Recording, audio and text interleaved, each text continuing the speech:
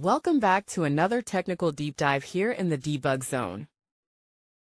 Today we're tackling a big question and breaking it down with insights from other users. Hopefully this clears up some misconceptions and helps you get the answer you need. So buckle up, stay a little curious, and let's jump right in.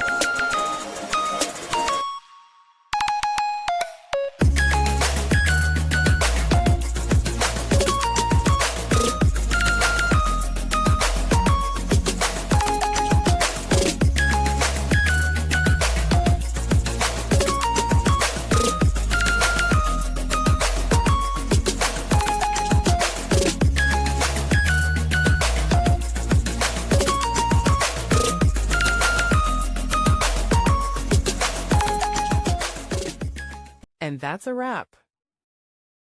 I hope you found the answer you were looking for. If you did, take a second to hit that subscribe button. It really helps out. And let me know in the comments which solution worked best for you. See you next time in the debug zone.